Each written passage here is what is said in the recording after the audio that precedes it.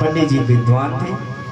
अब उनको कहा, उन्होंने कहा अरे चलो हमारे राजा ने तुमको बुलाया है। अब उनको ले आए और जैसे ले आए तो आज पालकी में लगा दिए। भरत जी बहुत भोले वाले हैं, भगवान का जो भी हो सके वो बड़े विनम्र से आज पालकी में लगा दिए। चलो भैया, जैसे पालकी में लगाए तो आज भरत जी कोई कीड़ी देखते हैं तो भरत जी उछल जाते हैं, कुछ भी देखते हैं तो भरत जी उनके पैरों में कुछ नजर आता है तो उछल जाते हैं। तो राहुगढ़ की जो सर था वो अटारी होती थी, पहले के जमाने में छत बहुत नीचे होते थे, वो राहुगढ़ के सर में लगती थी। महाराज आज राहुगढ़ ने कहा अरे मूर्खो, पालकी सही से चला लो, तुमको चलानी नहीं आती। अरे नहीं नहीं राजन, एक जो कहार है ना वो नया है, अभी उसको चलना नहीं आता, वो धीरे धीरे सीख जाएगा। अच्छा, धीरे धीरे सीख जाए। फिर जब भरत जी कुछ आ जाता तो फिर चल जाते। फिर रघुगण ने कुछ नहीं कहा। फिर जब और आगे गए तो फिर भी कीड़ी आए तो भरत जी चल जाते हैं, मेरे से कोई पाप न हो जाए, मेरे से कोई दोष न हो जाए। तो फिर रघुगण ने कहा अरे ये मूर्ख कौन है। जैसे रघुगण ने अपने सर से चद्दर हटाया, देखा अरे महादेही जन सस्तो जाते। अरे मूर्ख, इतना मोटी टकली हो करके आप पालकी नहीं चला सकते, पालकी नहीं आपको चलानी आती।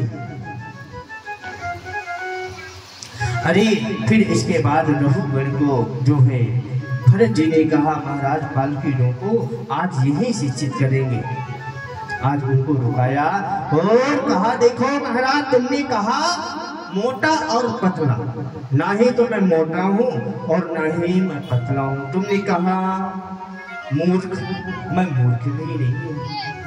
अच्छा ज्ञानवान है, ये जनेऊ भी पड़ा हुआ है। रघुगण ने सोचा कोई पंडित जी होगा, चलिए हो सकता है कपिल देव भी ब्राह्मण के रूप में आए हों, इनसे सत्संग करते हैं। आज जो है जड़ भरत ने महाराज ने कहा कि रघुगण तुमको इतने दिन से सत्संग में जाते हो, बताइए आपको वहां से सत्संग कहते किसे हैं। ना ही तो मैं मोटा ना ही पतला, तुमने इतने सत्संग रूपी हो करके और कह दिए क्यों?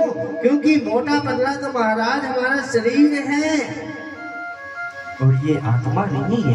आत्मा तो सूक्ष्म होते हैं, आत्मा तो भजन करती है और आत्मा कभी मोटी और पतली नहीं होती।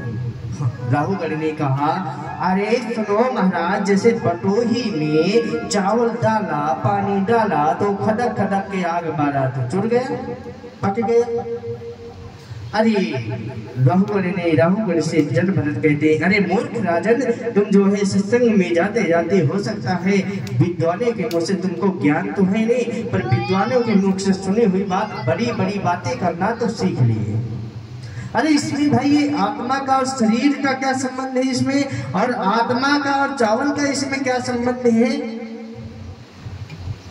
अरे महाराज जी, आत्मा है वासांश जीवना नियता विहाया न मानी रहे परमाय रूपा। ये आत्मा है, आत्मा कभी मैया मरती नहीं, अजर अमर होती है।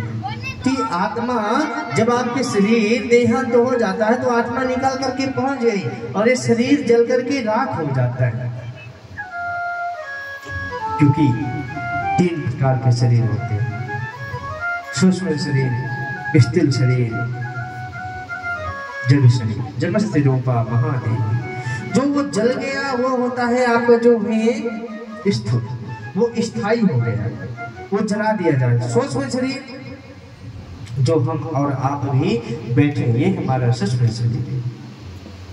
जो आत्मा चली जाती है महाराज तो उसको क्या कष्ट रहता है। आत्मा तो ये है कि जैसे आप दुकान में जा करके अपने शरीर के लिए, अपने देह के लिए नए वस्त्र धारण करते हो और पुराने को त्याग देते हो, ऐसे ही आत्मा का संबंध है कि भैया नए शरीर को धारण करें और पुराने को त्याग देते हैं। तो आत्मा का कुछ बिगड़ने वाला नहीं है। तो रघुगण को शिक्षा जड़ भरत महाराज ने दिया। आज वहां से रघुगण ने प्रणाम करके और महाराज जड़ भरत को विदा किया। फिर इसके बाद फिर भरत जी आ गए, फिर जंगल में रहने लगे, फिर घूम रहे हैं, फिर भजन कर रहे हैं। आज भरत जी महाराज इतनी भजनानंदी है कि एकादशी महाराज करते हैं तो भरत जी उस दिन जल भी पान नहीं करते। फिर एक जो है राजन थे, उनको आवश्यकता, उनके काश समय वक्त कोई पुत्र नहीं हो रहा था, माँ काली से प्रार्थना किए कि मेरे पुत्र हो जाएगा तो मैं जीव की बलि चढ़ाऊंगा। अच्छा, समय की बात, उनके घर में पुत्र हो गया तो राजन ने कहा जाओ जो भी मिले उसको पकड़ करके ले आओ। और भरत जी सामने आ गए तो उनको मालपुए खिला रहे हैं, नए नए वस्त्र पहना रहे हैं। राजन के दूत ने उनको जो है आज नहलाया धुलाया और चंदन साबुन लगा करके VIP मालपुए खिला रहे हैं। अब भैया काली माता के माई के मंदिर में ले गए और भरत जी को कहते हैं तुम यहाँ सर रख दो। तो भरत जी हमारे भोले भाले, उन्होंने अंगोछा लिया और जैसे रखा अपने जमीन पे और सर रख करके माँ काली के चरणों में पड़ गए। जैसे उसने तलवार निकाली मारने के तो प्रकटे बहुते कलि समल जिते भद्री सत्यमं कालरात्रि च महागौरी चाष्टमं सत्यहीना काली सर्वा भवन्ति युगे युगे देहिनं परमं देहि प्रकटे ब्राह्मणे भजे। आज माँ काली प्रकट हो गई और जैसे उनके तलवार पकड़ गए, दुष्ट इसको मारने का दुष्प्रहार मत करना, ये भजनानंदी है।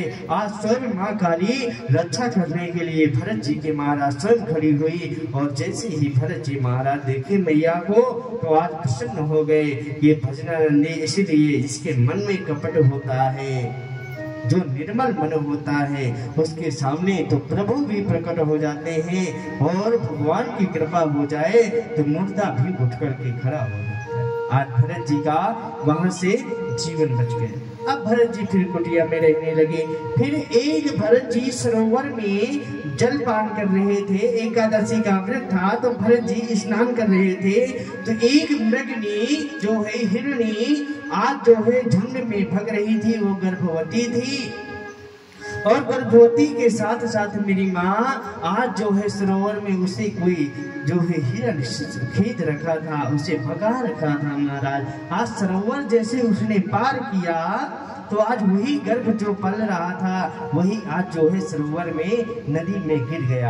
आज भरत जी की नजरें पड़ी उसमें, भरत जी ने देखा अरे ये तो बालक है और ये किसी हिरणी का बच्चा है, इसकी मृत्यु हो जाएगी। भरत जी ने कपड़े उतार करके कूद गए और उसको अपने यहाँ ले आए। अब भरत जी कुटिया में रहते हैं तो भरत जी उसको चारा खिलाते हैं, दूध पिलाते हैं। अब भरत जी धीरे धीरे रह करके मोह हो गया, भरत जी उससे प्रेम करने लगे।